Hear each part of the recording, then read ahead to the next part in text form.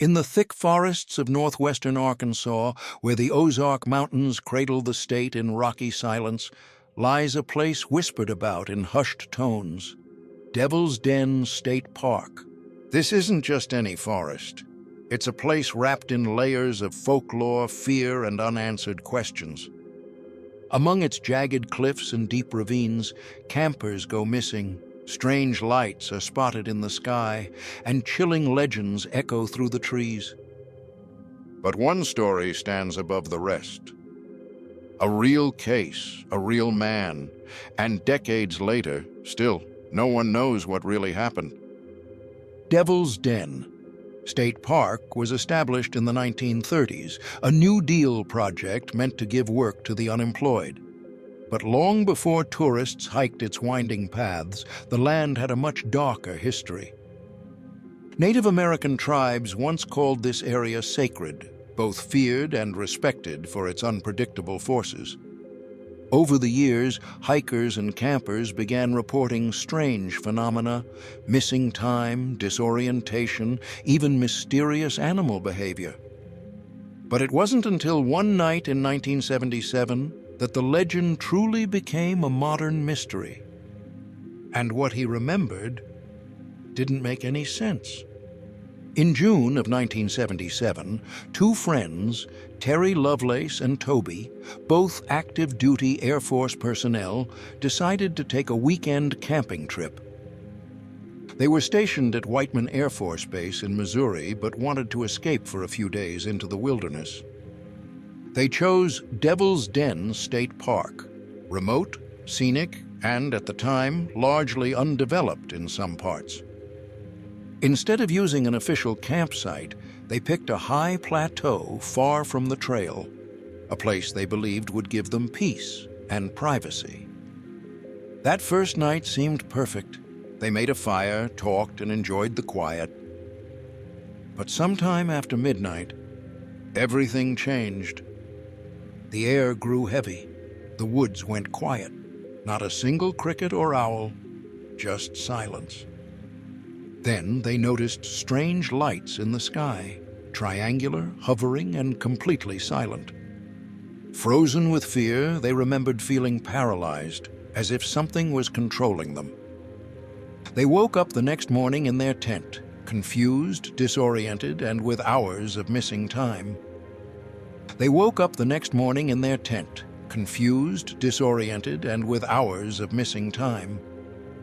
They abandoned the trip and returned to base in silence, never speaking about it again. But that wasn't the end. It was only the beginning. When Terry and Toby returned to the base, both men were deeply disturbed. They were scared, not just of what they saw, but of what might happen if they spoke about it. They told no one, not their superiors, not their friends. It was as if a silent pact had been made. Never speak of Devil's Den again. But the nightmares didn't stop. Over time, Terry began to experience flashbacks, brief but vivid. Glimpses of strange beings, cold, sterile lights, and a presence that filled him with dread. Years later, in the 1980s, his physical health began to deteriorate. A routine X-ray would reveal something shocking: metallic implants in his leg that no doctor could explain. The doctors were stunned. "You didn't get this in any surgery," they told him. "It's not medical-grade material." Terry was terrified. Had something really happened that night? Eventually, under hypnosis, Terry began to recall what had been buried deep in his memory. He described being taken aboard a craft, experiments, telepathic communication, tall, inhuman figures with enormous eyes. But the trauma was too much. His mind had repressed it all for years.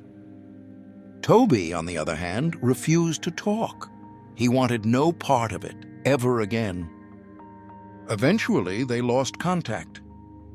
In the years that followed, Terry would try to make sense of what happened, writing a book and speaking at UFO conferences.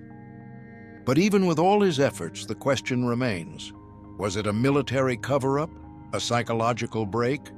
Or something else entirely? Terry Lovelace's story might sound unbelievable to some, but if you look closer, Devil's Den has a long history of bizarre disappearances and strange activity. Locals whisper about lights in the woods, weird metallic humming, and sightings of creatures with glowing eyes. One park ranger reported finding a campsite fully intact, fire still smoldering, gear untouched, but no sign of the hiker who pitched it. That hiker was never found. In 1995, a college student vanished during a solo backpacking trip. His GPS signal stopped suddenly. Rescue dogs found no scent trail. Even stranger, his journal was discovered days later on a rock ledge 40 feet above ground, with no safe path leading up.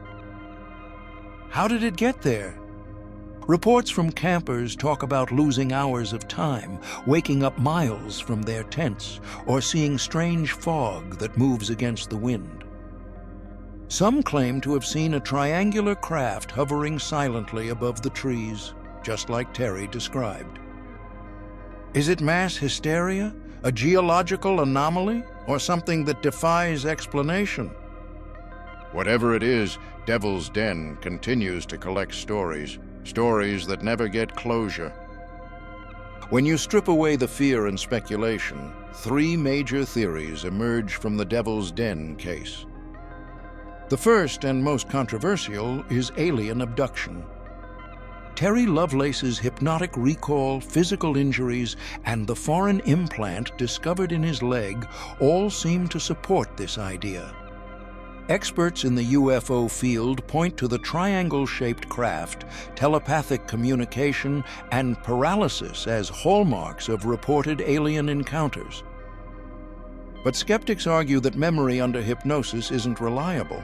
The mind can construct elaborate stories, especially under stress. Then there's Theory 2, a secret government experiment. Could the military have been testing mind control, advanced aircraft, or psychotropic weapons in the isolated forests of Arkansas? After all, Terry and Toby were active military personnel. That might explain the silence and the fear of speaking out. Some say the entire incident was a setup, a psychological experiment disguised as a camping trip. Still, there's no hard evidence, no whistleblowers, no paper trail, just more questions. Finally, Theory 3, folklore. Could Devil's Den just be another place where stories grow bigger than reality? A land where nature plays tricks on the mind? Maybe the lights were natural gas pockets. Maybe the memory loss came from fear and trauma. Maybe it's all explainable, just not yet explained. But here's the truth. Something happened in Devil's Den. And that something still haunts everyone who dares to look too closely. Decades have passed since that summer night in 1977, but the silence around Devil's Den still echoes. Terry Lovelace's story was nearly lost, buried by fear, trauma, and disbelief. But his decision to speak out brought the case back into the light, forcing the world to confront the shadows that live in remote places. Is Devil's Den just a beautiful wilderness? Or is it something else, something ancient, strange, and beyond human understanding? We may never know for sure. But one thing is certain. People don't just vanish without a trace. And some places are never meant to be understood.